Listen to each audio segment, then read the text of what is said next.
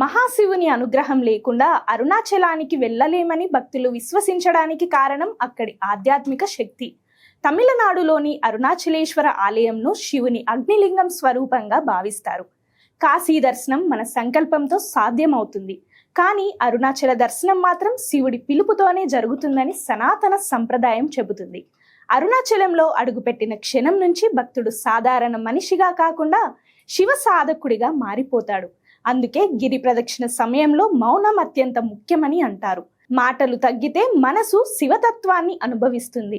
పంచాక్షరి మంత్రం ఓం నమః శివాయ జపిస్తూ సుమారు 14 కిలోమీటర్ల గిరి ప్రదక్షిణ చేయడం జీవితం చుట్టూ తిరుగుతున్న కర్మలను దహనం చేయడమేనని ఆధ్యాత్మికులు వివరిస్తారు. ఇక్కడ కోరికలు కోరుకోవడం కాదు, కోరికలను ఆయనకు సమర్పించాలన్నది ప్రధాన భావం.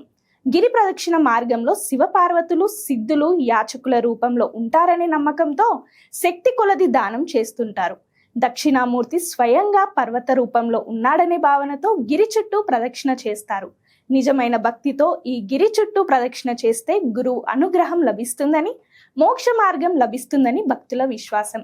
ఒకసారి అరుణాచలం వెళ్లి గిరి చుట్టూ ప్రదక్షిణ చేసిన వారి అరచేతిలో అరుణాచలేశ్వరుడు గీత గీస్తాడని నమ్ముతారు.